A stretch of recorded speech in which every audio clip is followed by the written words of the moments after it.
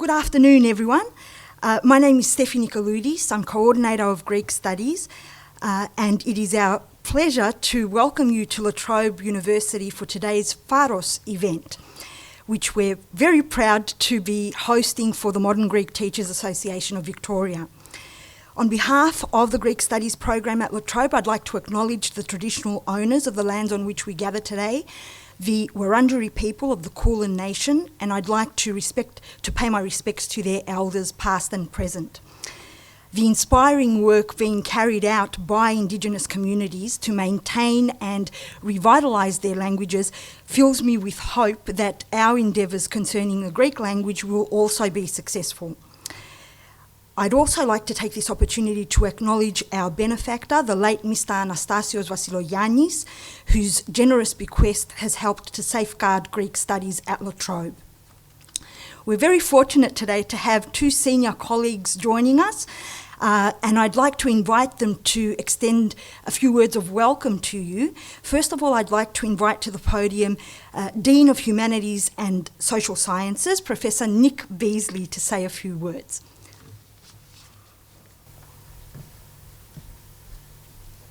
Thanks, Steffi. Sorry, I'm sitting at the back, not because I'd like to make a grand entrance, but because I have to leave a little early and thought it was prudent to place myself there, and not because I don't want to be on camera, because I can't not be on camera at this point.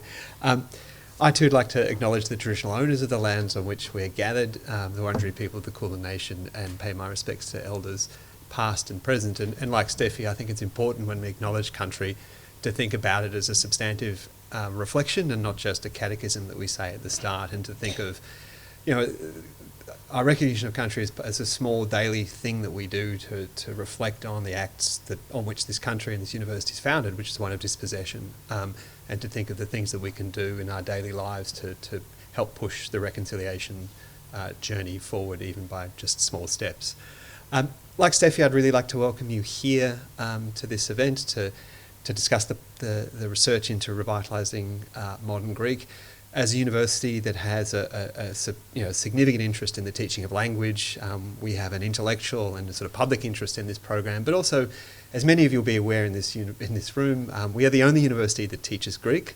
Under the pressures of COVID, we did think very hard about ceasing to teach Greek, and I think many of you will be signatories to letters that landed in my inbox in November last year, and I'm grateful for those. That we made very clear that the consultation was a serious consultation, and through a collaborative effort both of the university, but particularly of the Greek community and many people in this room, Modern Greek Association of Victoria's head, Father Evmenios from the church, and many others, we were able to keep Greek going in what is a difficult situation, both in terms of the sector, but in terms of language study in Australia. One of the things that I hope will come out of the COVID crisis in education circles more generally, but particularly in universities, is that the study of languages at universities is in a very difficult situation. There's many, many reasons for that, but I think collectively and collectively as people with a stake in the learning of a particular language, but also as a university with a stake in many languages, we really need to address the root cause of why it is that the study of languages at schools and universities is in the difficult situation that it's in. So in that spirit, we're really pleased to be part of this program, to be hosting it, because it reflects both that concern that we have about the state of language learning and education and research in this country, but also because of the partnership that we have with the Greek community. One thing that came out of our discussions last year was just how strong the connection we have with the Greek community is, and we want to build on that collaboration that we began in earnest to keep Greek going, and to broaden it out beyond just the discussions around the study of the Greek language. So it's really fitting, I think, that we're hosting this event. When Steffi came to me and said, could we do it? My question to her was not, could we do it in terms of, could we pay for it and things like that, but could we do it because of COVID? And it's really, really pleasing that we are here physically in the room and not doing this in another wretched Zoom meeting. So, and that we can provide food that you can actually eat, not just look at. So it's a really wonderful event. I think this is the first in-person group event I've been to since probably March last year. So it is genuinely great to see you all here. So that's it from me. I'll pass it back to Steffi, I think, at this point. So welcome again. Thank you very much, Nick. And now I'd like to introduce you to our head of the Department of Languages and Linguistics, where Modern Greek sits, Associate Professor Rhiannon Evans. Thank you, Steffi. I'd like to echo everything Nick said there. I will be much briefer. It's great to see all of you here, and like him, I'm so pleased to be at an actual event. We're really glad that you are at La Trobe to support and discuss the strength and the continued strength of teaching modern Greek. I'm head of languages and linguistics, but I should actually come out and say that I am a classicist. So ancient Greek is what I studied, and worse than that, I'm a Latinist at heart. So Latin is what I actually teach. But I do recognize the letters and a lot of the words of modern Greek as well, and it is one of my retirement aims to learn modern Greek, so I need you to keep going so that I can do that. Of course, one of the things I do recognize is the word Pharos, which makes me think of the connections that go all the way back to antiquity, and I'm really pleased that this event has that title, because this makes me, reminds me of the impact of the Greeks from antiquity to the present, because the Pharos was actually in Egypt, the lighthouse built at Alexandria to commemorate Alexander the Great. So even in antiquity, the reach of the Greeks was great. And of course now it's greater than they could ever have anticipated, coming all the way to Australia. So we're so glad that you are here to support the continued teaching of modern Greek. We know in our department that we have very strong and good teachers. We've got Steffi and Dimitri, who's going to close the event, who are both wonderful teachers. They won't tell you themselves because they're too modest, but we know that we have a really strong program here, and we hope that it will continue far into the future. So thank you so much for coming today. Thank you very much, Rhiannon and Nick, for your support, and we look forward to what the future holds. Today is a triple celebration. We're celebrating the 50-year anniversary of the Modern Greek Teachers Association of Victoria, the 200-year anniversary of the Greek War of Independence, which led to the formation of the modern Greek nation-state, and the presentation of research on the state of the Greek language in Australia commissioned by the MGTAV and undertaken by the esteemed Professor Joseph Lo Bianco. Dr. Dimitri Gonis, my colleague in Greek Studies, and I would really like to thank the Modern Greek Teachers Association for inviting us to host this very special event today. It gives us an opportunity to highlight the important role that La Trobe's Greek Studies program plays in the community and the key role that it must continue to play in the future of Greek language learning in Victoria. As we know, it's all interconnected. Tertiary, secondary and primary school learning is intertwined, and our efforts need to be united. A few words on what Greek Studies at La Trobe has been up to since the university's decision to continue the program. It would be remiss of me not to mention the campaign of last November, which had so many moving parts to it. It included the students of the Greek Studies program writing an open letter to the university and launching a petition that reached overseas, as well as media coverage and the formation of the Save Greek at La Trobe committee, supported by many of you in the audience today, whether directly involved or as colleagues, former, current, prospective students, friends, supporters of language learning in general, including people of non-Greek background, politicians, individuals and organisations writing to La Trobe or calling to express their concern. And I'd also like to mention here the valued support for the program of one of the most dynamic proponents of multiculturalism in Australia, Mr. George Zangalis, who sadly passed away a few weeks ago. Everyone's involvement in this momentous united mobilisation demonstrated our steadfast commitment to a multicultural and multilingual Australia. And La Trobe listened. Last month, the university established a steering committee comprising La Trobe and community representatives, whose two prime objectives are to work on increasing student enrolments and fundraising. Professor Nick Beasley and I are on this steering committee, and the representatives from the community include GOCMV members Bill Papasteriadis and Spiros Papadopoulos, the Greek Orthodox Archdiocese representative, the Very Reverend Father Evmenios Vasilopoulos, representative from the MGTAV, Anita Lavas, and a representative from the business sector, Professor Greg Stamboulidis.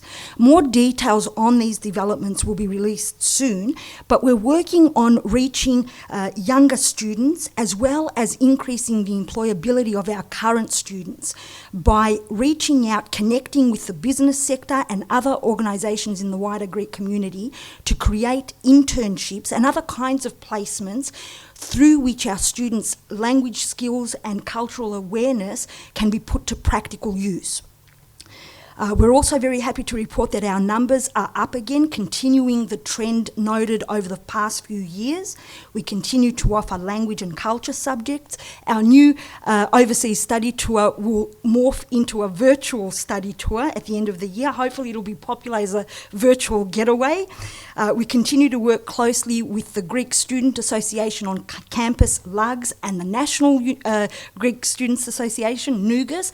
At the same time, though, we're really proud of the diversity of our student cohort. We have a variety of ages and ethnic backgrounds represented, and we're looking forward to increasing that diversity further. We also continue to work closely with the library, integrating the precious Dardalis archives of the Hellenic diaspora into our teaching and research. And we have to thank Fiona Salisbury, Arlene O'Sullivan, Michael Protopapa and Leonidas Veikos in that regard, George Pangalis for his continuing involvement, and Professor James Walker for initiating significant and related research with Greek studies on the changing identity and language use in the community in Melbourne. So thank you to those people and to all of you for being here today. If you'd like to follow our activities, and I'm almost done, there is a link to our Facebook page at the back of this brochure that is in your bags, administered by our students. And finally, as part of the agreement to continue running the program for the next 3 years, after which there will be a review, there was a commitment of financial assistance to cover the costs of the program during this time.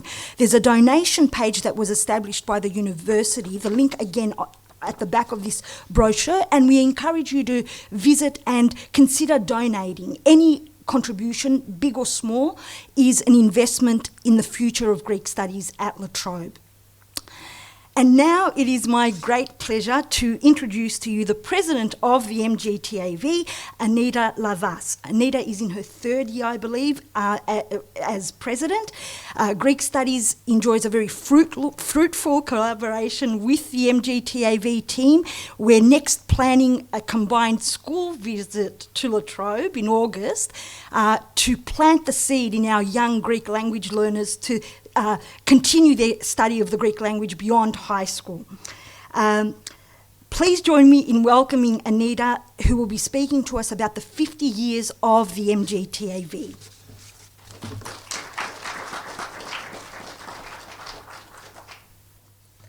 Okay. Well, I first of all would like to thank all of you for attending our Pharos event today. Given the importance of such an event, it is tantamount that we have everybody's support, and all of you here today have shown us that we have it. So for that, I am very, very grateful. I would personally like to thank La Trobe University for hosting our event here today and for the beautiful afternoon tea, which I hope you have all been able to have a little bit of. It is particularly fitting that we could gather in a space where the Greek language is taught, especially given that La Trobe University is home to the only Greek program available at tertiary level in Victoria. In addition to this, it is a very comprehensive program that has successfully, for the last 38 years, equipped students with the skills they need to advance in their careers and has been a key part of keeping our language alive in the broader community. Our special thanks to the Greek Studies Coordinator, Dr. Steffi Nikoloudis, for all her efforts in maintaining and promoting the Greek language at university level. Apart from all the work she has done for the Greek program here at La Trobe, she has also been a staunch supporter of the MGTAV and has assisted us greatly in organising and hosting today's event. Thank you so much, Steffi.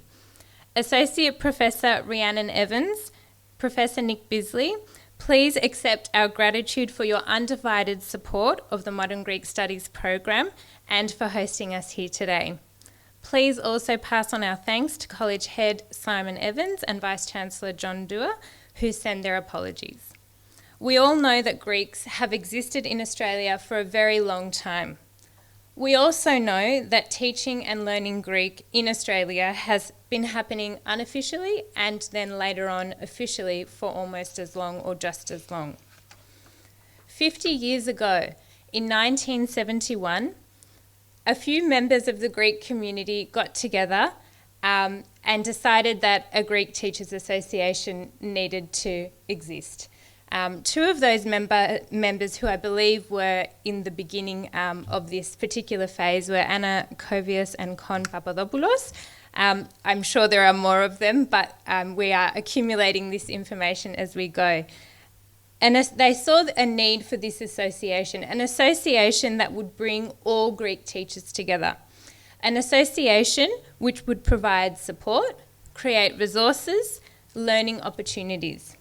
An association that would allow teachers to share ideas and advance their teaching.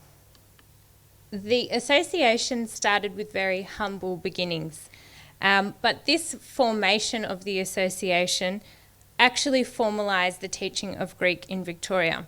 It acknowledged the work that was already taking place with government departments and bodies. In doing so, this group of people created a future for the modern Greek language in Victoria, perhaps not knowing just how long this legacy would last. Over the years, many people have contributed to the work of the MGTAV, ranging from the executive committees that have been, the general committee members, as well as very active MGTAV members who were co-opted to assist with specific tasks. Most of these people volunteered their time in addition to the work they already had for the greater good of the language. Many members also served for many, many years, and their contributions to the association have been invaluable. If it were not for the many people involved, some of which can be seen on the screen behind me, not only would the MGTAV not have existed or thrived as it has, but the teaching of modern Greek would look very different today. It is thanks to those before us that we have a path ahead. I would like to take a moment to formally recognise all past MGTAV committee members, no matter how big or small their contribution, for the foresight which they had and the drive which they had, not only to start this association, but to keep it going for such a long time. It is lovely to see some of our past committee members with us today to help us celebrate. Thank you all. The list, which you can see behind me, is the beginning of a list and a documentation of the MGTAV's history over the last 50 years.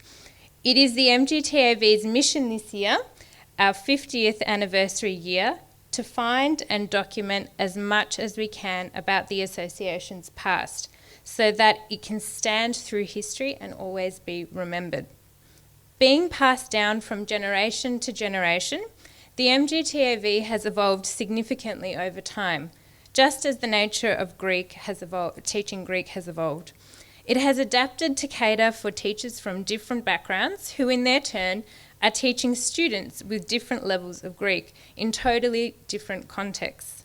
From paper records through to the digital age, the MGTAV has also now seen teachers and students through a pandemic and remote learning. Having learnt Greek at various Greek schools myself across Melbourne as a young girl, I never dreamed that I would continue my Greek studies after high school. However, by some stroke of luck, I decided to take Greek at university, and how my life changed for the better for having done that. It was this very university that my passion for Greek was ignited, and I soon began working at Greek schools and getting involved with the MGTAV. Soon after, I began teaching Greek at Alphington Grammar School and took on the role of president at the MGTAV. In my time at the MGTAV, I have come across some of the most dedicated people known in history, people who would do absolutely anything for their language. So the current MGTAV committee holds on to this wisdom and experience of those before us and builds on the foundations that they have laid to paint a bright future for modern Greek. I give my special thanks to the 2021 committee for everything they offer to the MGTAV and the Greek language. The MGTAV committee picked this auspicious celebration, the 50-year celebration of the association, alongside the 200-year commemoration of Greek independence, to launch the publication of Professor Lo Bianco's research. The publication of this research and the formation of the Working Party will be a significant milestone for future generations of Greeks in Australia. It will be a turning point that hopefully 50 years from now, someone will write a speech about to celebrate our success. Thank you to all the MGTAV committee members past and present, and thank you to all Greek teachers across Victoria and Australia.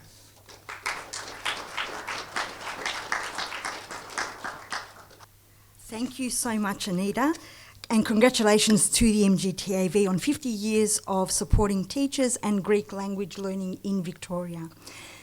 As Anita mentioned, 2021 is also the bicentenary of the Greek struggle for independence.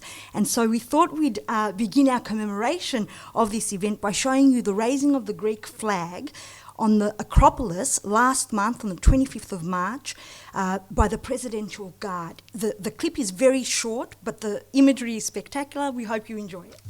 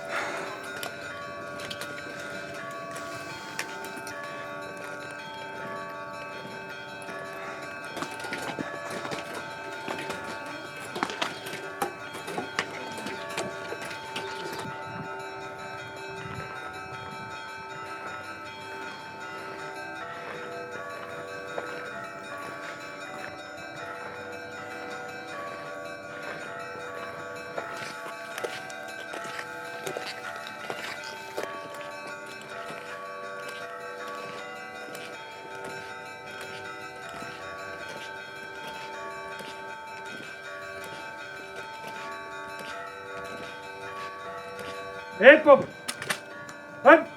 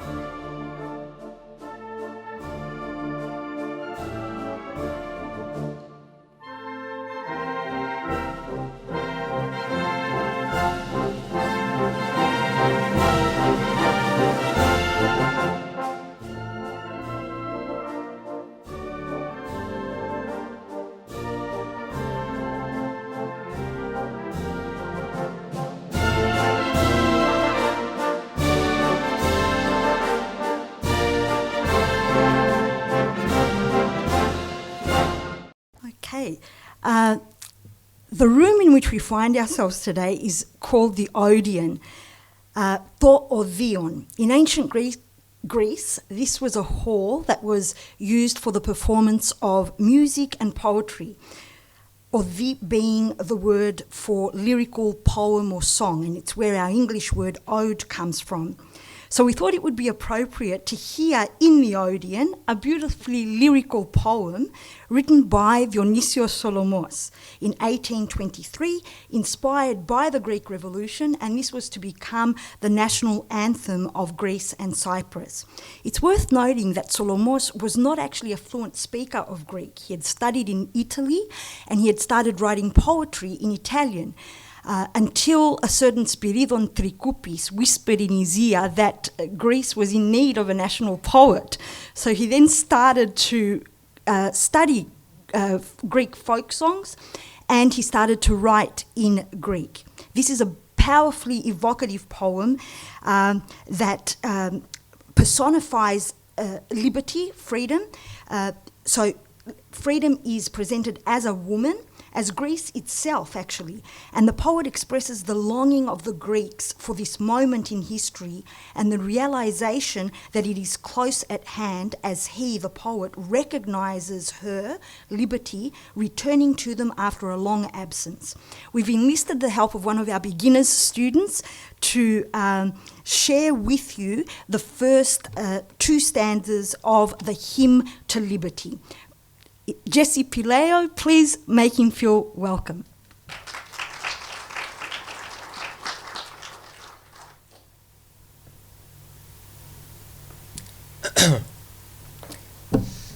I recognize you by the dreadful sharpness of your sword.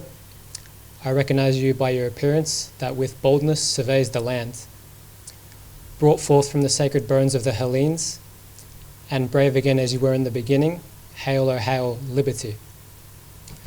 Και στα ελληνικά, σε γνωρίζω από την κόψη του σπαθιού την τρομερή, σε γνωρίζω από την όψη που με βιά μετράει τη γη.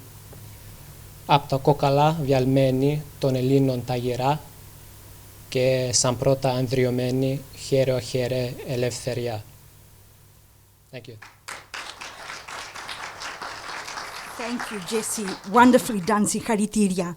And now to our intermediate student, Angelica Panopoulos, who is also counsellor at Moreland City Council, and she's going to help us connect the lessons of the Greek Revolution to contemporary society. Angelica.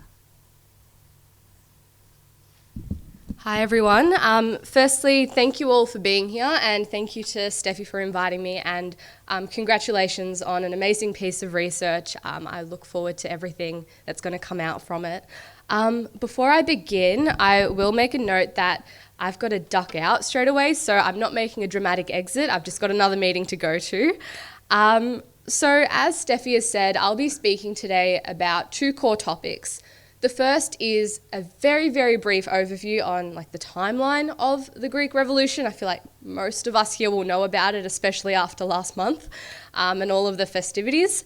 And then the second is about how this revolution and the ideals that it was fought upon, how this fits in with society today. So for those very few perhaps in the audience that don't know, the revolution, it began in 1821, and so this year was the bicentenary. It took place following 300-400 years of Ottoman occupation of Greece, and the revolution itself began down south in the Peloponnese and eventually worked its way up the country through to Greek Macedonia. This was a war that had global attention paid to it. European powers were involved, and they were trying to ensure that Greece became its own autonomous state.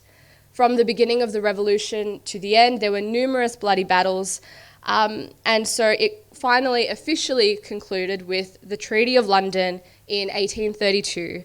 And so that was the official establishment of the Greek state. But it should be noted that a foreign monarch, Otto of Bavaria, was installed. And what's perhaps most interesting for us to consider is the fact that on January 1st, 1822, a provisional constitution for an independent Greek state was passed. The text of that constitution was influenced by the French and the American constitutions and the American Declaration for Independence. And this was following their own revolutions for independence in the late 1700s. These documents were heavily guided by the philosophy of the Enlightenment. And this is where the European thinkers of the time questioned the traditional authorities and pursued knowledge and equality and education. It taught people to question authority, and it pursued the idea that all people had the right to self-determination. And so this kind of leads me into the discussion on how the revolution's ideals are relevant to us here today in Australia. So further to those aforementioned ideals, it's really important for us to recognise one key word that a lot of us Greek Australians hold dear. It's the word philoxenia.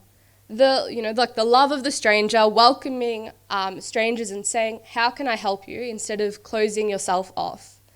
And this raises something really important that I think all of us can address. I'd like to make the point that philoxenia doesn't just extend to the stranger that looks like you, or speaks the same language as you, or practices the same religion as you. Truly welcoming strangers means to welcome refugees and people seeking asylum, no matter how they come to this country. They're just asking for help. Once upon a time, and for the Greek migrants that arrived in the 60s, they were the other. People of my grandparents' ages and my parents' ages, they faced so much racism in this country. I now, having been born here and staying with my parents here, I haven't had to face any of that, but I'm aware of the fact that my grandparents and my parents have, and so this is something that I think we can all take on board and make sure that nobody else who comes to this country goes through what our families had to go through. Really, the migrants of today, they want the exact same thing as the Greek migrants of the 60s did, or even the Greek refugees from Asia Minor of the 20s did. When my ancestors fled religious persecution in Asia Minor, they settled in a new and foreign country. They didn't speak the language. They were not very well skilled or well connected or well educated, but they just wanted safety and freedom and peace. They wanted to be welcomed into society and to be free from persecution. And I think that being aware of our own family's histories is something that we can work to make sure becomes better for the people that come to this country that has welcomed us. So I suppose now I'd like to touch on something that I think has even more of a link when you think about revolution and independence and self-determination. These concepts, to me, create quite obvious parallels with our First Nations Australians, which was mentioned earlier. Their land was stolen from them by a colonial power coming in. They faced genocide. They were forcibly separated from their families. They were stopped from speaking their languages and practicing their cultures. To us that know the Greek history, this sounds quite familiar. And so on March 25th, when we celebrate our Independence Day, and we march through the streets of Melbourne, when we're able to, of course, when we celebrate those, I think it's really important to remember that the land that their land that we're marching on, they're still fighting against racism. They're still fighting to have a say on the issues that impact them. They're still fighting not to have their own sacred sites being blown up.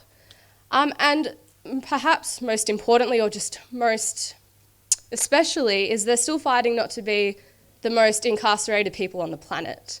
So I guess my final call to action for all of us here today is, don't think of the revolution's ideals or Hellenic values or philoxenia as just like a static thing of the past or as a value that you can call your own. There's no point in doing just that if we don't follow up with some actions. And so I think all of you guys being here today is part of that, because you are standing up and taking a stand for our language. And we saw that last year with the campaign to save Greek at La Trobe. And I think that was just such an important and such a really empowering campaign to be part of, to see everybody come together and fight for something that is so important to all of us. So together we can stand up and work towards an Australia that is more kind and is more generous and is more fair, and one that's also a little bit more knowledgeable in its different languages and promotes multiculturalism, a true multicultural society, as Steffi had raised earlier. So let's embody the values of the revolution, and let's show this country what philoxenia really looks like. Thank you, guys.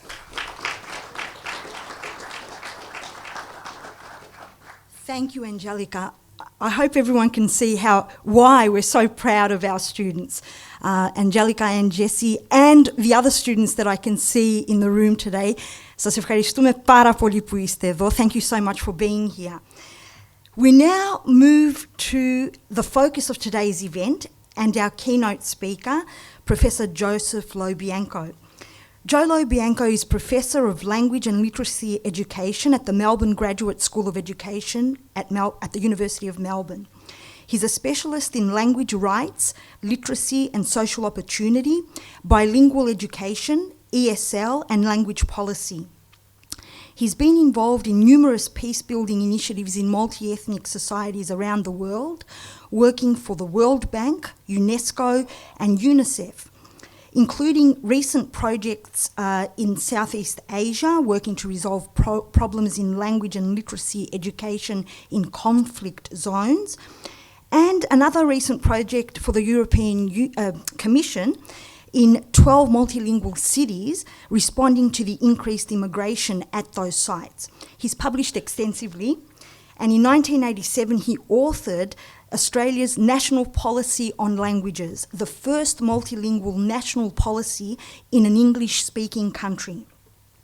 The MGTAV commissioned Professor Lo Bianco to undertake fresh research on the state of the Greek language in Australia. The publication of this report was delayed due to COVID. It's now almost ready, and Professor Lo Bianco will be presenting his conclusions to us. The report is titled Pharos, Revitalising Modern Greek, a study of the vitality and presence of modern Greek in contemporary Australia. We're not only holding our event in a space that has a Greek name, the Odeon, where odes are performed, but we also have a report bearing a Greek name, Pharos. Please help me welcome Professor Lo Bianco.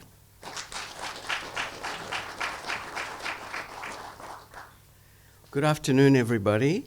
Distinguished guests, representatives of the church, of the community, of the association, and of course, La Trobe University.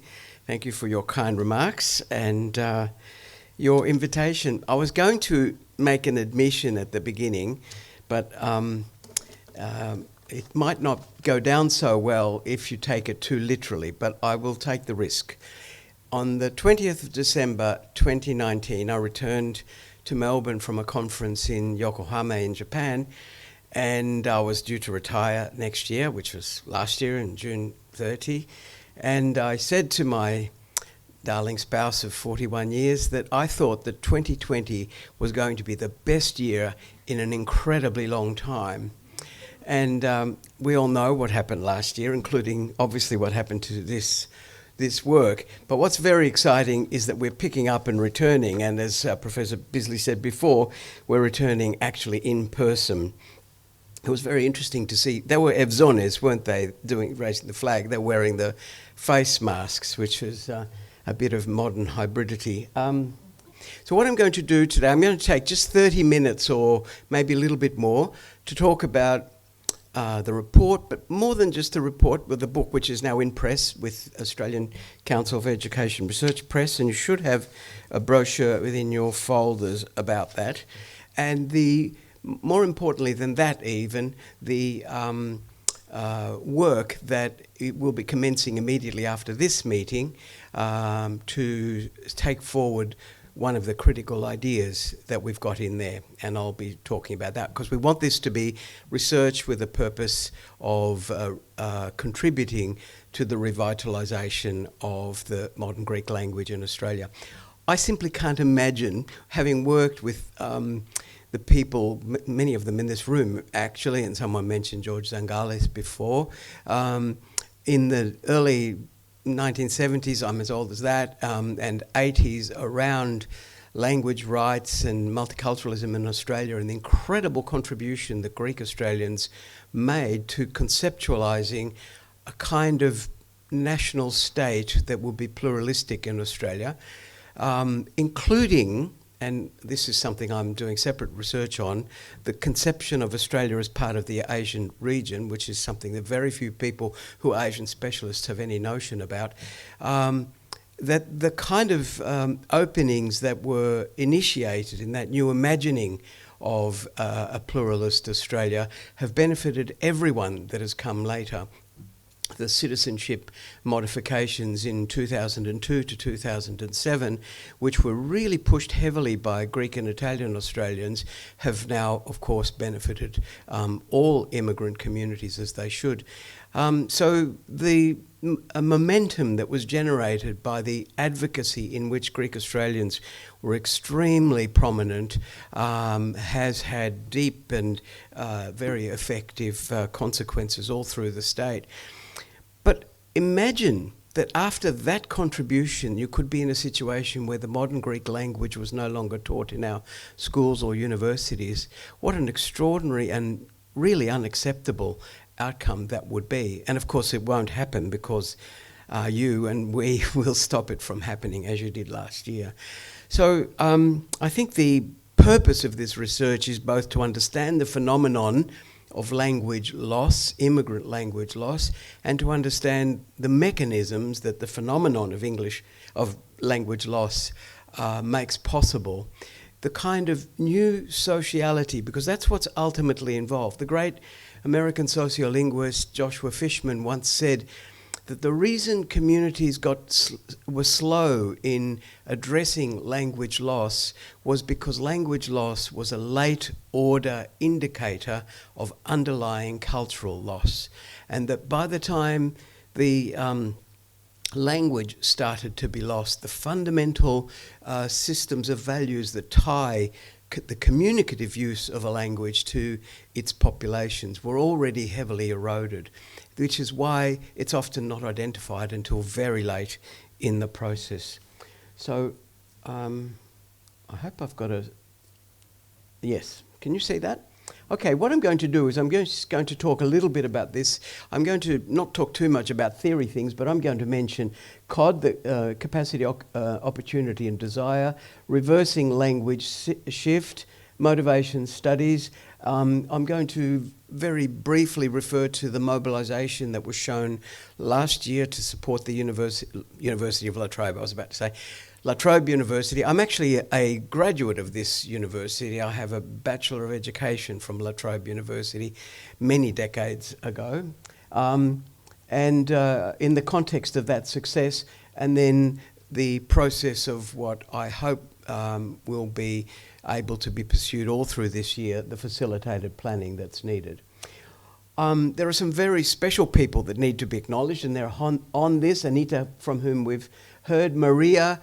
Where's Maria? Thank you very much for originally inviting me. I spoke to the MGTAV conference. I think I've been working in Myanmar for many years, and I just come back the very day after a return visit to Myanmar, which was very traumatic. That particular one, I was addressing the MGTAV, and the contrast between the method of the resolution of minority language questions in Australia and the heavy oppression of minority language communities in Myanmar, which we have seen, unfortunately, since the February 1 coup, was a very dramatic contrast, and we spoke about that then.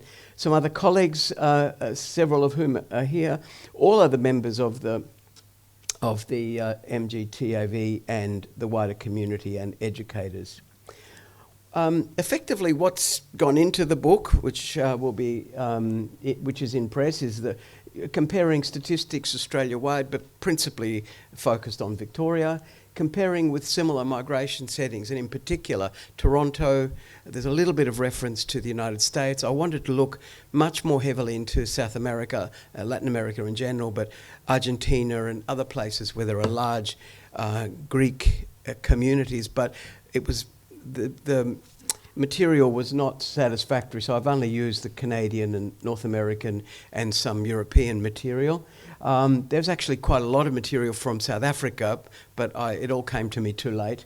A literature review and then professional discussions with people. So those are principal methods, because none of the interviews that were intended to be done could be done last year for various reasons. And the kind of one of the conceptual underpinnings of this is the question of the ecology of the language and its vitality. Now, let's just imagine what we consider to be a healthy language in a community like the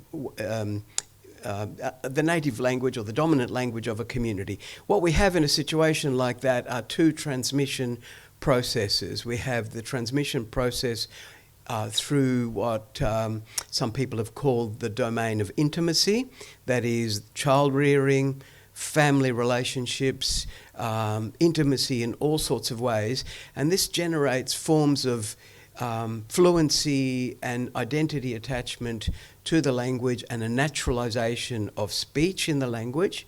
And then we have the transmission system of instruction, and what instruction does, and this usually follows the domain of intimacy, instruction educates the language, gives it literate form, academic registers, forms of precise conceptual understanding. A healthy language is a language which allows some sequencing of these too. It doesn't have to be everybody, but a significant proportion of people move from the domain of intimacy and learn fluent speech in meaningful ways in which their identity can be grounded, but not necessarily. Identity is more complex in relation to language. And then they attach educated discourse and literate expression to this, so mainly through literature, but not just literature, any kind of scientific or technical pursuit like law or medicine. This would be an idealised depiction within most national states of the dominant language of the society. It could be Malaysia with Malay or Greek in Greece today. Immigrant languages and colonised indigenous languages, of course, are in a completely different situation because both of these settings, the educated register, the formal transmission system, is denied to them, except for a minority of people who manage to be able to go to university. And what we had imagined in the early 70s and 80s was a kind of Australia which was premised on something that I'm absolutely confident will happen in the wider world, but is struggling to be born, which is the principle of language rights. If you think about all the charters of human rights and the documentation of United Nations conceptions of human rights, there's very little about language. Even within human rights charters expressly named that way, language just comes in terms of the right of individuals to their personal names. In many, and Greeks in the world have experienced this in historical time, the denial of their names, the right to their names, topographical names, the renaming of a place by a dominant colonizer. This is the way in which language rights have been historically conceived in the original charters of, say, the UN and other bodies. But over the past few years, I've been involved with a group through the United Nations Human Rights Commission. We've met in Bangkok several times, where UNESCO and UNICEF have their regional base, thinking of a wider conception of language and rights. And of course, we haven't pioneered this, a lot of people have done this already, around the right to be educated in the language of intimacy, so that you attach the formal transmission register. And this is denied almost everywhere in the world. Very few countries do this very well. And of course, the world's becoming extraordinarily complicated. We know Greece today is a country of immigration with enormous challenges in the same way that Greeks themselves experienced in their immigration experience, and still do to a smaller extent today. So we're a long way from understanding the range of language rights as they will develop, but it's very clear that they've taken this pathway. The amount of research on this in the world is really, really substantial. And one of the things that will happen as a result of this will be a radical new way to think about the relationship between language and nationhood. But that's another and bigger debate. So there's a situation analysis of the language in Australia, stats and stories related to migration, etc. And then a very important, I think, set of issues that have been extracted from this, which I've debated with members of the MGTAV. If we look at the domain of intimacy, the raising of children, you have to conclude that all the languages of post-war migration, and Greek among them, are in serious trouble. I think that if you think about endangerment of languages, and every single Australian language, meaning every single Australian Indigenous language, is a globally endangered language. If they are lost, they're lost to the world, not just to their speakers in Australia, because there's nowhere else where they're spoken. But if Greek were to be lost, and this won't happen, but if it were to be lost in Melbourne and Australia generally, it would be not an endangered language globally. It would continue to exist in many other places. But it counts as a locally endangered language, and it counts on the websites that classify languages in the world. And that's because the domain of intimacy has shrunk a great deal, and because in teaching and learning it has shrunk. And that's why what you have at La Trobe is incredibly precious, and what you achieved last year is incredibly valuable. 47% of the total population of people who claim Greek in the censuses is in Melbourne. In this period of time, from the top 5 languages over all of this period were Mandarin, Chinese, Italian, Greek, Vietnamese and Arabic. And 2 clear patterns can be discerned from this: increases in absolute numbers and proportion for Mandarin, Vietnamese and Arabic, and declines in absolute numbers and proportions for Italian and Greek. Now, you would have to just conclude that that's the normal process of attrition that results from intergenerational loss. But it doesn't have to be that way, as we will see from some of the evidence I'm going to present in a few minutes. They're the numbers. You can get them quite readily. They're always in Neos Cosmos runs them, and any SBS Greek runs them about Greek every year. Look, I'm not going to talk about these. I think they're boring statistics, which you can just get there. It's important to recognise that the home, even where, because if we understand home language as intimacy, and we can go into forms of, as we heard with the poetic expression before, why is it that when we describe language in certain kinds of ways, we make recourse to poetry? There's a really deep reason why that's the case, because intimacy is a form of connection linguistically with things. I'm not trying to give a nativist reasoning for languages, but there is something there. It's important to recognise that even in homes where Greek is no longer claimed as the spoken language, it becomes a site, nevertheless, of identification with the language. And after this last lot of censuses that had seen serious declines, this was one of the conclusions, encouraging evidence from the data that the Greek Australian community has the highest proportion of those who speak their parents' language compared with other Australian-born children of non-English speaking communities. I think he's referring specifically to Italians there, mainly because of the primary identification with what are called dialects, but which aren't really. We'll leave that aside.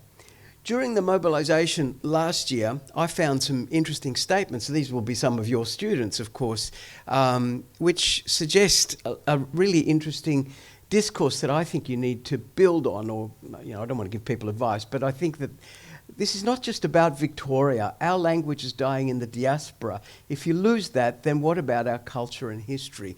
So this is deeply about the intimate domain. And this gentleman, whom I don't know, is from the University of Melbourne, doing, what do you call that, through inter-institutional whatever, at La Trobe. I'm a 3rd generation Greek Australian and I speak Greek at home. It's most important to be able to communicate with the grandparents, and many of my generation have lost contacts with their grandparents because they did not have the language. Our grandparents grew up in Greece and brought their cultural values and traditions. This is why it's so important. These are inspiring and important statements, but you notice that they're actually backward-looking in a certain extent. And what has to happen is a forward-looking projection of communication directions. I'm sure they don't mean it that way, but it's really important that we do this. So this is what you signed in the Agora last year, did you not? I don't know who's in this picture, who's here. That's my former colleague at Melbourne University, Professor Jua, and is that Anita? No, there's Anita there, and others who are in the room. And what was achieved there needs to be done again. That's one of the conclusions of my report. But it needs to be done again, not around funding. It needs to be done again around a concept of vitality for Greek, which is, in addition to teaching, using. And I'm going to develop this point by comparisons with some successful language revitalisation efforts in other parts of the world. Speaking of this, the head of the community, Bill Papasterdiadis, said, "A broad coalition of interested persons worked tirelessly with the university to ensure that the program not only survives but thrives. Today is an important moment for our community." That was on the 16th of December, and it was a really important moment, a really proud and significant achievement. And I think exactly the spirit that was invested in achieving that needs to be done in the scholarly task of imagining a vitality for Greek as an actually regularly used language in domains in Melbourne today. And we're going to talk about that in a minute. It's sad that actually the ABC participates in a kind of catastrophism around languages. Look at this heading, disappearing languages, not declining languages or languages in trouble, but disappearing languages. I've actually had a talk to the reporter who did this, and he denied that he was responsible for that heading. But actually, in the course of discussing it with him, it sounded to me like he was partisan for another language that was doing very well. I think he was actually kind of enjoying it. But as you can see, the figures are pretty significant declines in just periods of 5 years. So if in a period of 5 years you can lose as many as 30,000 claimants in a census, that is a rapid decline. It's really important that we don't misunderstand that that is connected to the population that will want to study the language in school, although it's sometimes connected inversely. The less it is spoken at home, the more concern people feel about it and more mobilisation for their children to do it. But then the domain of instruction takes over from the domain of intimacy, and this is not the way in which language revival typically happens successfully. I've classified the various statuses of Greek as I could from, without having been able to do any interviews, and normally I would have wanted to do many of them, in several kinds of ways based on what I think people were saying and not saying. And I think it's really important that it not remain at the level of languages of ancestry and heritage, although it must be that, but it should also be a language of active community life and a language of professionalised, that is, academised and technical expression within the domain. I'll just give you a very small example of this. In Sweden, for many, many, many years, English has been the dominant language for the teaching of nuclear science and many advanced forms of science. And there was a significant Swedish scientist who was asked by his grandmother at a Christmas dinner or something or other what it was that his job was all about. And he couldn't explain it to her. They were speaking in Swedish. They had no words to describe what he was doing. And he wrote this memoir later and said, "This is ridiculous. Sweden has actually contributed to nuclear science, a lot of original work, all of which we've published in English, and none of which I can tell my grandmother about without circumlocuting in this really complicated way."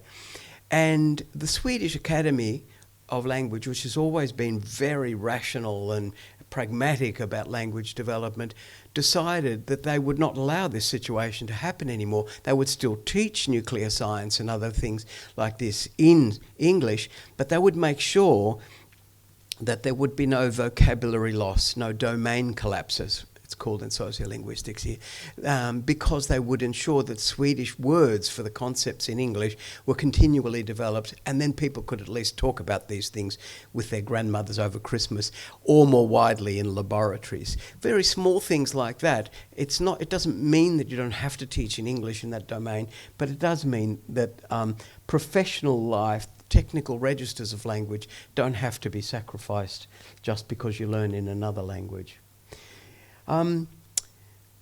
The in December, or I think it was in December of last year, the Department of Education issued its last lot of statistics for the 2009 school year. And this is the current situation, or the situation at that time, of the number of primary schools students through the VSL and in school that are doing Greek. And as you can see, almost exactly half of the total is located outside of the public education system. I'm not referring here to the independent schools. I think that that's really just too big a drop, and something really serious has to be done about that. Within the secondary school, about half, or over half, a significantly greater proportion than half of the total Greek student cohort is through the VSL. So the total enrolments in 2019 in the public education system at primary, secondary, VSL was 2,086. So it means that what's happening in the domain of intimacy is also happening in the domain of instruction. Quite serious, substantial reduction, and this has to be arrested. We've got many examples of language revitalisation and success across the world. I'm going to talk about one in particular that I think could be a model for what should be done here. And there are many instances of restoring languages to health. You know, you're not going to be Robinson Crusoe in doing this, and this is good because it means that it's possible to learn from what other people have done. But fortunately for Greek, the starting base is actually quite high. I mean, even though there are these reductions, they're from a high base. So it means there's a large community of speakers, institutions that are sophisticated and searching for solutions, and as was demonstrated in the mobilisation last year, a committed community which is united when it's necessary. So the question must be, what's a realistic expectation to achieve? What would MGTAV? Anita said that in 50 years from now, I probably won't be around to celebrate that, so I'd like us to pull it back a little bit and say, what about in 5 years' time? What it would be, what should be realistically aimed for? I think it's important to be very specific about this, because you can't mobilise the effort of a community, which I think you need to do, without targets that are precise and which are measurable in some way. And what is the proportion of students who gain and maintain Greek who will pass it on to their children? This is a really important question, because that's the way you break the erosion of both intimacy and instruction decline, by getting a population of students who learn the language and then use it as the language of transmission themselves. And there are many examples of this happening with much more endangered languages than Greek. Hawaiian, for example, through the Punana Leo method on one of the Hawaiian islands, has brought this language back from almost complete and certain extinction 17 years ago by the effort of one single man, Larry Kimura, mobilising effort there. It wouldn't be regarded as unusual these days. There are actually many examples like this. And of course that's an extreme case, and it's the case of an indigenous language. But there are still lessons that are able to be learned. There are many. The one I'm going to talk about very briefly is Wales and Welsh in a few minutes, because I've also looked at this in relation to Wales and Welsh in Argentina and Canada. And there are many not so celebrated cases. I was involved with a strategy put forward by the Irish government over several years to increase the number of daily users of what some people call Gaelic, what they like to call Irish, from 56,000 to 200,000. It's important to keep in mind here that Ireland has a population of about 5, maybe 6 million people. Irish is the first language in the Constitution. It's next to English in the Constitution, but it is granted a higher status than English. It's said that Irish is the language of our heart, basically, and also the language of our nation. And nearly, in the statistics of the census, nearly 4 million people say that they are fluent enough in Irish to be able to use it. And a few years ago, they started to include a census question that asked, how often do you actually use it? And the number of daily users dropped from 4 million who know it to 56,000. And that's very largely because the way it was taught, and there's a radical rethinking of it now based on the way the Welsh have started to think about this problem. Revival is taking place in its traditional homeland, of course, and we're discussing Greek in Melbourne, Victoria, Australia. But this difference does not invalidate the relevance of the methods that they've used, because what they've done is said, we can't just rely on schools. We can't just do what the Irish did and rely on the Constitution and the law.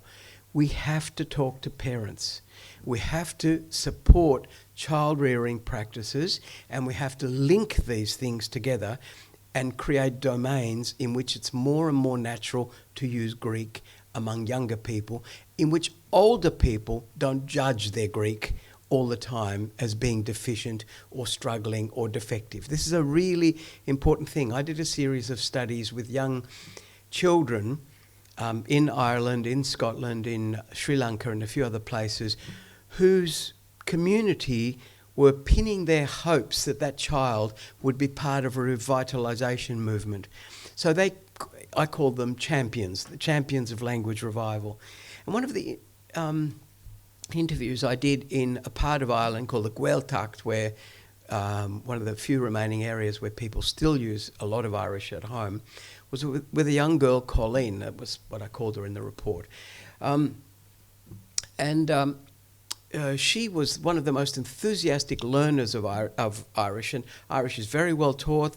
The academic scores through Irish programs are extremely high, and the teachers said to me, well, actually, we're a little bit sad about this because Colleen's not her real name, but Colleen doesn't use it anymore. A lot of the kids don't use it anymore, but they were enthusiastic learners. So we asked permission from the parents to interview her and talked about this. And over a period of time, at one point she said, well, you know, in English, I'm a joker. I tell jokes. Kids think I'm really funny. But in Irish, I really just know how to talk about school things. And this was the reason why she had actually stopped using the language that she was a champion for. So it's really important to understand the life of children. They are the hope of the revival activity. Their sense of identifying with it, their identity, their personality within the language. We have to foster desire in young people to use the language, to make mistakes, to learn, to be themselves, to find their personal voice. These subtle ways of psychological relationship for learners and the language can make a big difference as to whether you move from being a learner to being a user to then being someone who raises their own children in the language. That's something that all successful language revival movements think about. They think about how children feel as new learners of the language. And this is not something that teachers are trained to do. It's not something that education departments and universities typically think about, but it is a point of weakness in language revival efforts. So, one of the things that the Welsh Census December 2010 shows is that 29% of, or 800, we'll start off with here. This was a prediction made in 2001 in the American Journal of Welsh Studies. Welsh is in the process of irretrievable decline. Cold facts point to language death. Okay? Very terrible thing to read if you were a Welsh speaker or someone associated with it, or who just believes in diversity and the principles of diversity. So this was only in 2001. And look at the situation now. In 2011 census, only that many, or 19% of the population aged 3 and over, were able to speak Welsh. But in 2020, that had gone up 10%. Look at that, from 19 to 29. And in total numbers from that to that, 300,000 or more,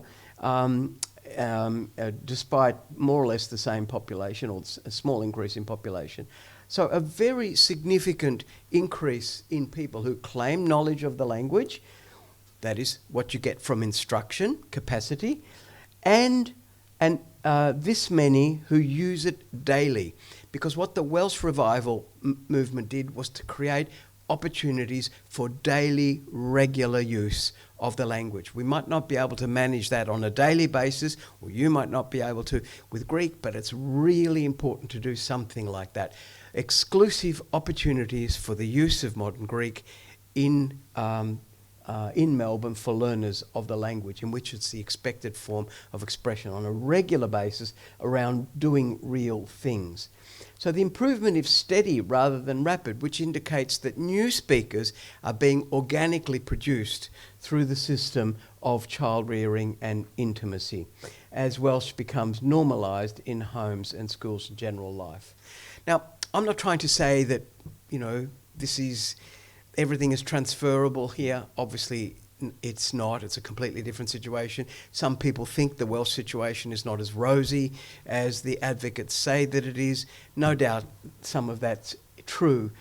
But the government of Wales is now aiming to have 1 million speakers by 2050. I've spent 2 sessions with the Welsh Language Board in Cardiff and other parts of Wales in the past, and I think that they'll achieve it. So the cold facts show that far from the pessimism of this person here, Jenkins, that Welsh was on the way to dying, and it probably was in some ways of thinking. In fact, it's experiencing regeneration and expansion. And in addition, large numbers understand spoken Welsh because they're regularly in environments in which it is the main spoken language. And many people, especially in English-dominant areas of Wales, really don't like this movement, but more and more they're sending their children to Welsh schools because, like the Irish ones, they're academically successful because they've thought a lot about language and learning in a way that maybe other schools have not had to do. So the beginning point, as happened in these other cases, is to realise that drastic action is required. That drastic action is required combining the domain of intimacy. It doesn't have to be done by writing letters to everyone who's having a baby who happens to have a Greek surname and say, are you intending to raise your baby in Greek? But there are lots of things that can be done specifically in this way, and supporting and helping them by providing for this. The decline and language shift are not inexorable. It needs to be tackled in an explicit, coordinated and community way. It's important, community-wide way. It's important to see that while teaching and learning and keeping the program at La Trobe going are absolutely indispensable. It's the, what's that statement in English? It's a cherry on the top of the pie. It's absolutely indispensable for the entire community. These things are not sufficient if the language it'll just become a foreign language of study. And whilst that's important for many students, Greek will be a foreign language to people who want to study it. Many people want to study it, but it can't just be that. Usage is as important as study. So a new and contemporary shared vision, the vision that was activated in the early days of multicultural policy in Australia, was one of language rights. One of saying, universities and schools have taught ancient Greek because of the esteem for the classical world and Greece's contribution to civilization in the West in particular. But there was a demotic presence of Greeks in Australia, and their children should be able to learn the language in school. So this was the kind of ethos of the 70s and 80s, and it generated very substantial growth and interest. I know an Italian, Greek, Vietnamese family merged in Melbourne in which these 3 languages are being negotiated. These are the kinds of realities that are being faced today, so it must be conceived very differently from how it was in a more ethnic enclave era of that time. So something like, to give it a grand name, a National Modern Greek Strategic Plan to produce a shared understanding of the challenges facing Greek, an honest appraisal of challenges. You can call it decline, you can call it attrition, you can call it challenge, you can call it whatever you wish, but it has to be an honest appraisal that work needs to be done to lift the share of the language within public education, to support the teachers who are trying to do this. It can't rely on the teachers alone. They've got an immensely hard job to do the curriculum requirements that are given to them by the state, but obviously they've taken the leadership in this already. Create a set of national principles in collaboration to support and strengthen Greek, and to produce a statement of excellence to guide all providers of modern Greek education in Australia.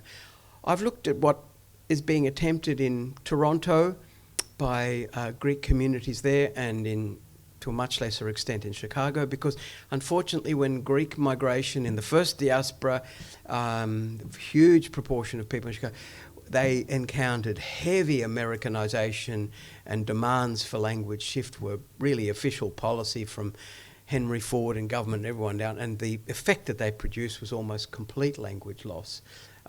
This happened to practically all immigrant communities that entered the United States at that period of time.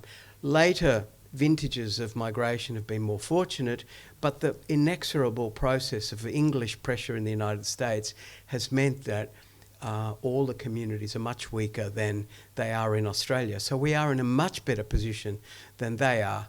And European communities of Greek speakers are in the fortunate position of being able to get on a train in Berlin and just go to Greece, and which is not something that's available to us. So there are many differences that require that our tactics has to be different. So to succeed language teaching and learning in revival efforts, and to solve these language problems, it's important to work at the three levels of generating capacity, that is teaching, supporting opportunities where Greek is naturally the expected language of usage, which I will join myself someday, and very importantly, to do some serious work on desire, to think about what motivates young people to identify not just with being someone of Greek ancestry, but of being someone of Greek ancestry or not, as a Greek speaker. That is this work that's done by people like Zoltan Dornier and Sevud Ushioda, research on children's desire to identify themselves as a bilingual language user, something that is actually now very rich in the literature. So I'll just finish by saying the transmission process is very important, not to neglect the home domain and the continuing presence of the language. To think of the various domains. I've got a section in the book about the ways different people have looked at generating domain usage. In the Philippines, am I going too long? Should I stop? Oh, I'll stop. Just 1 minute. Some linguists in an early period of time in the Philippines classified all the domains in which English was used, in which they wanted Tagalog and the later formulation of Tagalog as Filipino to replace English. And they studied these domains very carefully to see which ones were strategic, that they could inject Filipino, and which ones were not. And for political reasons, they never pursued their dreams. But the system for thinking about this was very, very sophisticated. So there's a lot of places from which we can learn lessons about how these are done, but I think we can just imagine them ourselves as well. So I'll finish there and say I feel that there is an exciting future ahead. I don't think the decline is inevitable, and we certainly don't need to accept it, and I feel that you will produce the same result that you did last year in saving Greek modern Greek at La Trobe University on a much bigger scale throughout the state. Thank you very much for the privilege of working on this.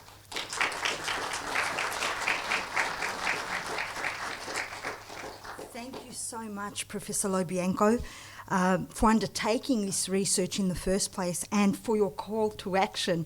I think the need, as you explained, to consider both the learning, the capacity dimension, and the use will be very important guiding principles for us as we try to create those environments for our language learners so that they and the language itself can thrive.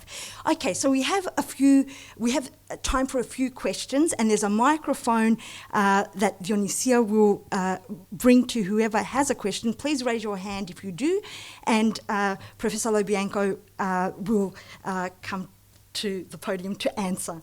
Thank you.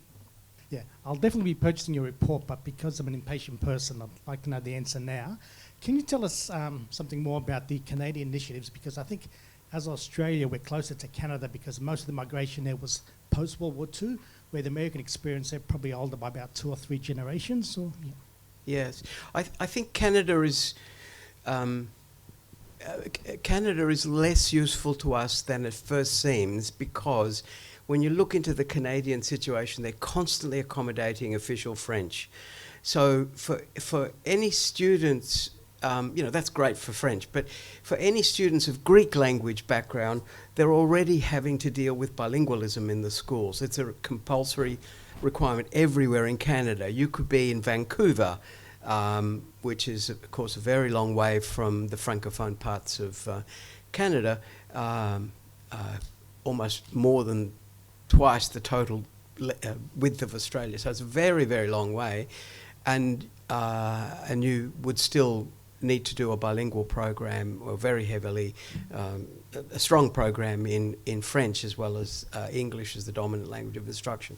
So they think about opportunities for teaching and learning Greek within the context of having already students expecting that they're going to have most of their education taken up by learning 2 languages and learning in those languages, because French is often a medium of instruction as well. So that is a really big difference between that faces Greek Canadians that doesn't face Greek Australians.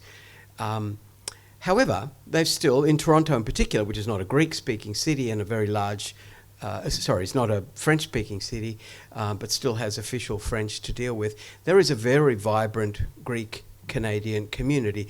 It's mostly community schools and and schools like this that do the delivery of Greek. I don't think, from what I could tell, there's a report that was published last year of an academic volume through Springer that looked at this, and I felt pessimistic when I read quite a lot of that material, because they were talking about really relatively small numbers of students. But pedagogically, there was great excellence in curriculum design and very strong connections with universities in Greece for online I don't know. I assume that probably teachers here have access to these. A lot of them through the University of Crete were very, very good. As far as I could tell, they were communicatively strong. Young people were plugged into regular organic tutoring through with colleagues of their age in different parts of Greece or Cyprus, and they were actively using the language and then studying it at school. So I thought I was very emboldened by that, and I've got a description of that within the book. That was very good. There was also a lot of questions of identity. They're really grappling with the whole question of, Canada, even more so than Australia, is a society that I think is dealing with the issues of hybrid and multicultural identity. And I think that for European minority populations, other than English speakers or French speakers, it's been very difficult. The Greek speakers in Quebec and in Montreal or Quebec City and other parts of French-speaking Canada, I felt were probably a little bit better off, because they were already in an environment in which there was very strong emphasis on language study and language learning, but the numbers there were very small, and there's a lot of nationalism around French there, so probably the outcomes are not going to be very different. But so the conclusion I reach with that is that the struggles are very, very similar. The proportions involved in the programs are not better than ours at all. They're probably stronger at the university sector in that there are more of them than we have, but that overall, I'm not sure that there's a huge amount that we could learn other than that. That was what I derived from the literature. My name is Yakov Garibaldis. I represent the Greek Schools Association in Melbourne, Greek language schools. I saw your presentation, your brief, Professor, and I really liked it. Thank you very much for doing it. One thing I would have perhaps expected, or not expected, but I would have liked to see, is the erosion because of the pandemic to the Greek language, which I didn't see in there, but maybe someone can do a study on it and see where we, if it's not part of your presentation or your work, maybe someone can do to see where we were at the beginning of last year and where we are now, and what's the effect in the Greek language and perhaps all the other languages as well, of this pandemic. It's a great question, thank you. I think the answer will not be pleasing at all, but I didn't look into it because the only data I could get from the reports from the department about schools, teachers, numbers and enrolment figures come at the end of the year after the census that they're done. So the 2019 statistics that I put up, which are much more extensive in the book, were produced in December of 2020 or November. So there's nothing for 2020. However, I think that what's behind your question is a suspicion that it won't be good news, and I think that that's right. I'm pretty sure that's right. And I can't imagine how hard it was for languages teachers last year. Of all of the, I'm very biased on this, but of all of the subjects in the curriculum where interpersonal interaction is deeply necessary, languages must be top of the tree. So I can imagine it would be very hard. Professor, I'm extremely impressed by your approach to the whole issue of Greek, especially your wonderful statement about language rights. And I will talk about language rights in my question to you. About 30 years ago, when I was teaching at a university in Melbourne, it was a time when every university was teaching Greek. And I was called into the office of the Dean of Humanities, and he said to me this: John, you are one of the youngest persons in the universities, and we're very impressed by your teaching, but I want to tell you this, that the Deans of Humanities of the Universities of Melbourne, we had a meeting, and we decided that Greek has had its share, and now it's the turn of other languages. So I'm advising you, John, to seek an alternative career. That was one. And then in the same year, in the magazine The Australian Teacher, a professor whose name I don't recall, but I kept the copy, who works for the Lowy Institute, made the statement that just because Greeks and Italians worked for this country doesn't mean we should work to develop this country, doesn't mean we should be teaching their languages. So when we have this power against us as a community language, it's in a way violating our language rights, do we have a hope in this community? It's Thank you.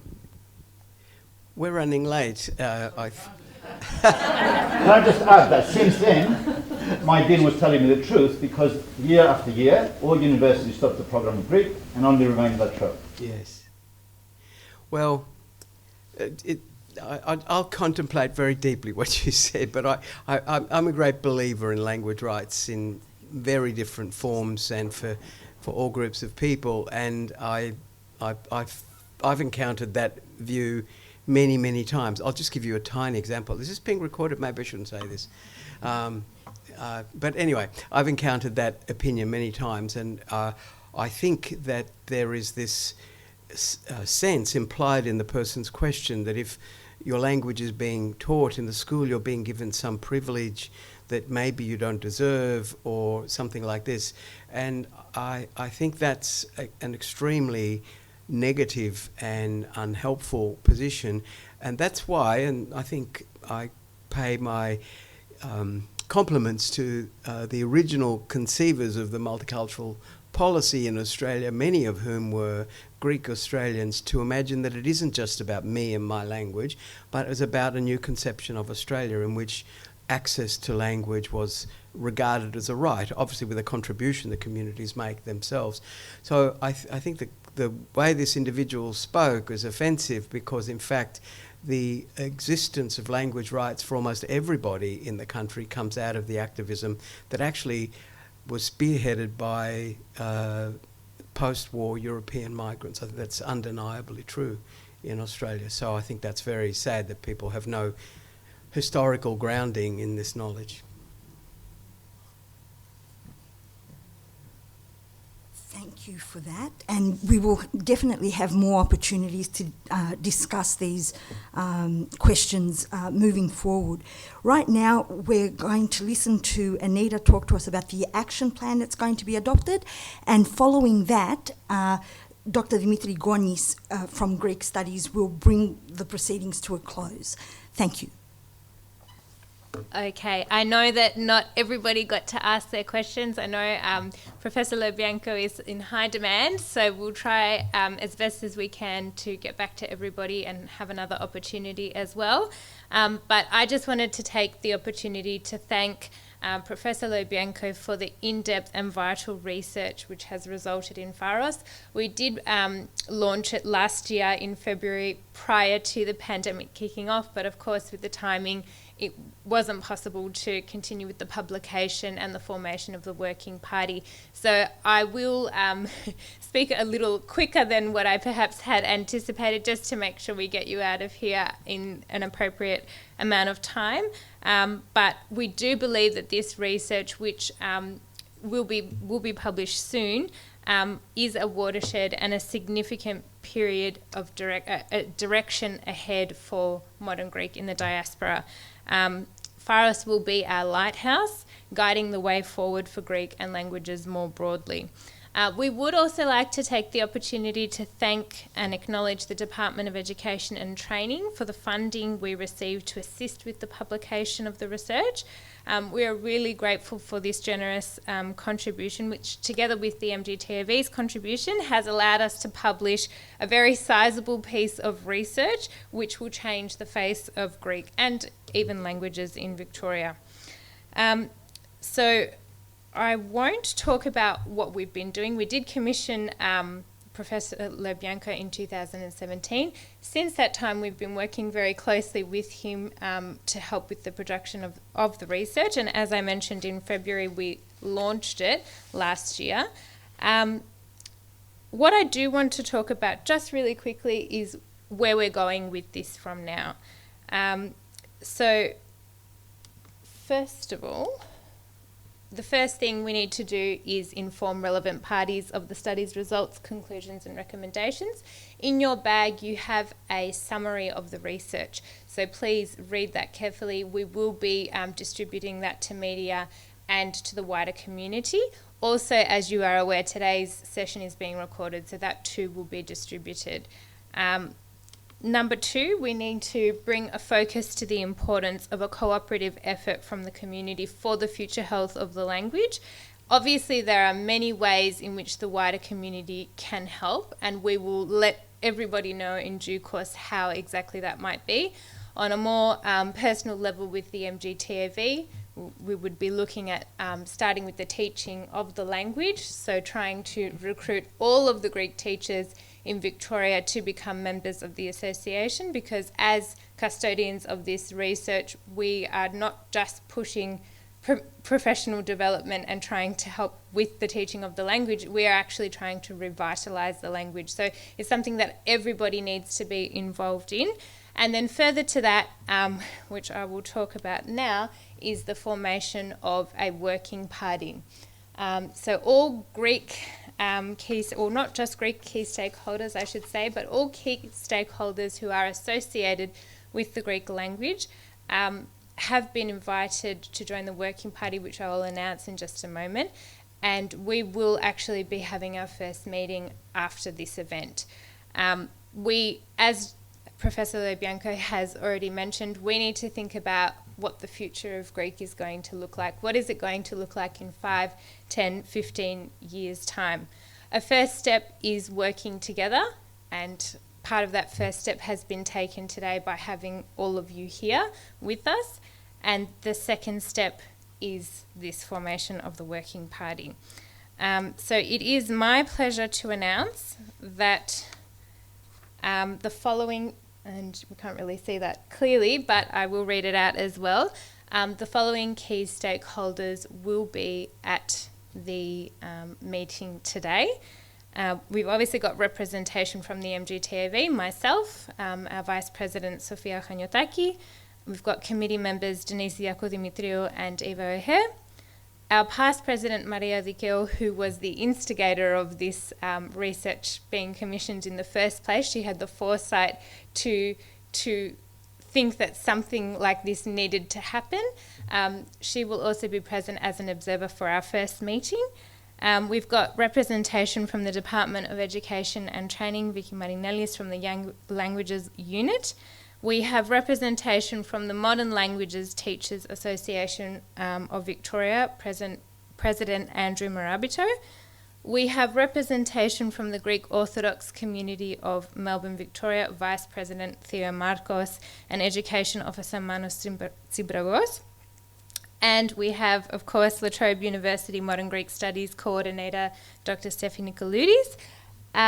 We also have representation from the Archdiocese of Australia. So Father of Menios, who is present today, is sending Reverend Konstantin Apostolelis as his representation.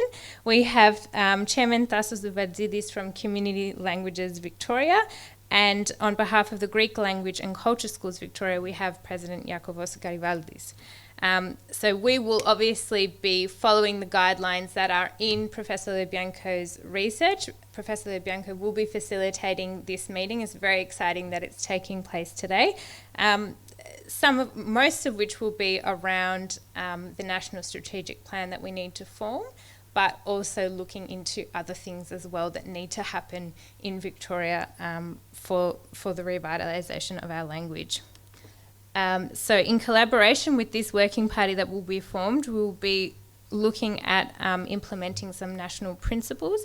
This will involve liaising with the other states of Australia as well to make them aware of the situation, but also then to define these principles and get a national strategic plan happening.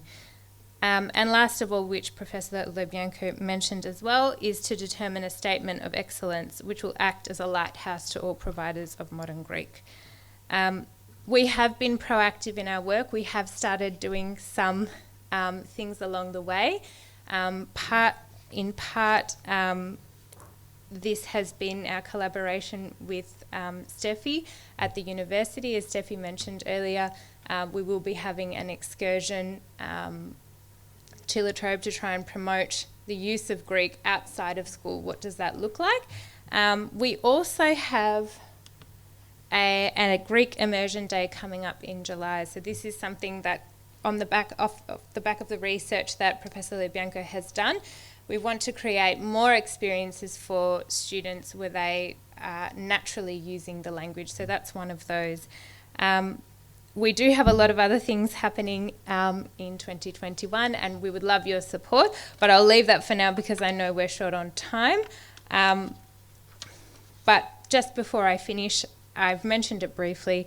I would like to mention that the committee before us really did exceptional work, and they made sure that the Greek language remains healthy into the future, that it had a future.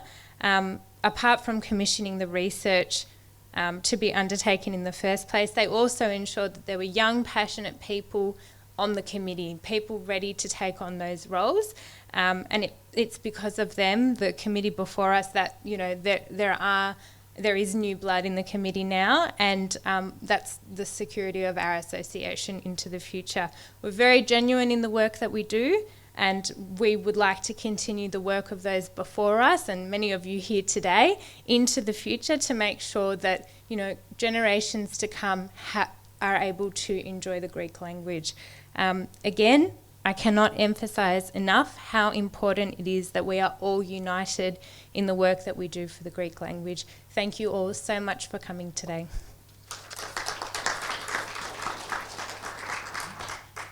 It's great to see you all here today, and thank you, Professor Lo Bianco, for your very inspiring presentation there. I felt very optimistic at the end of your talk.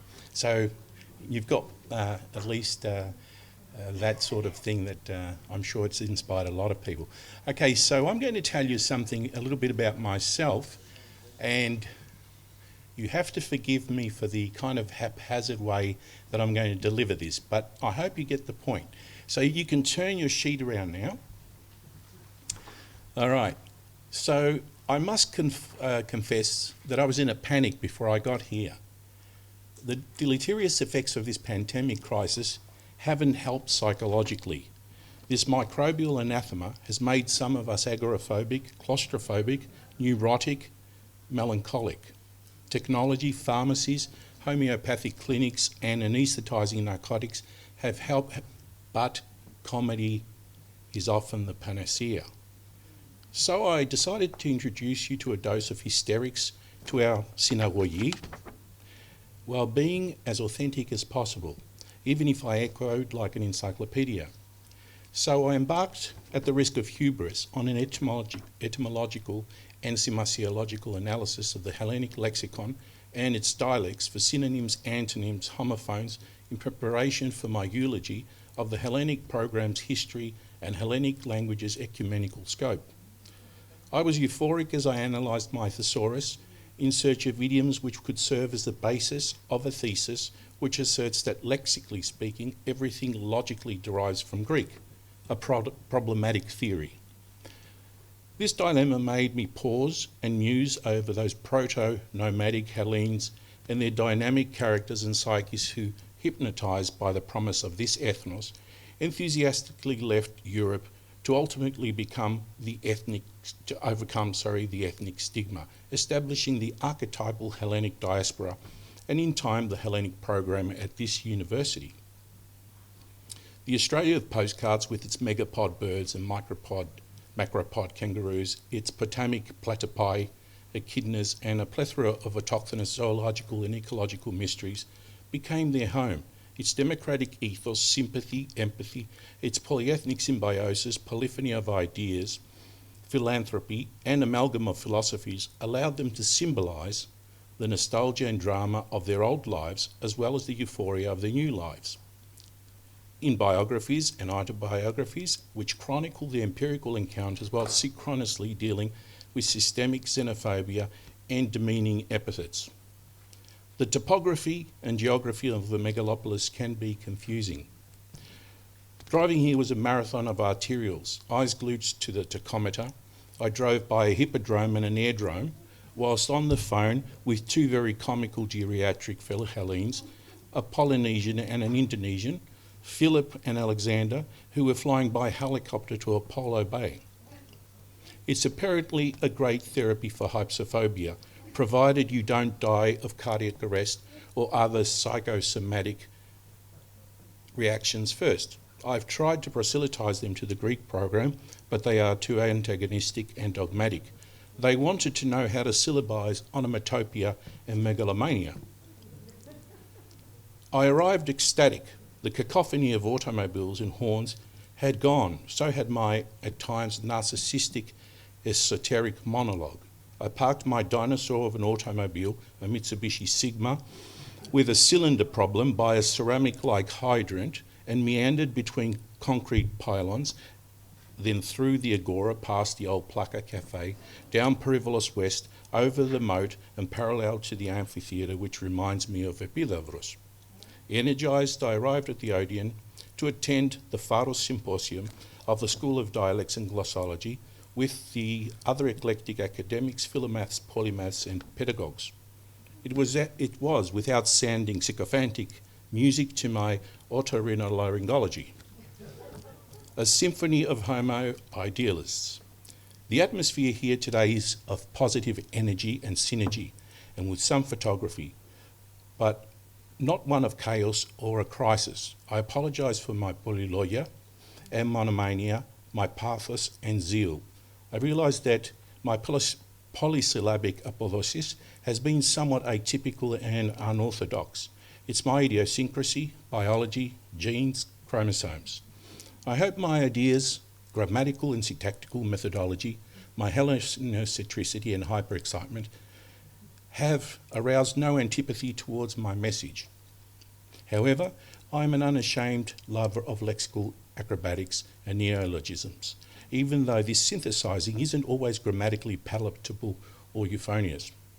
I hope this event is a catalyst for the more holistic strategies which amalgamate the anthropocentric and the macroeconomic method. Thank you for supporting this event and for coming here today. Thank you.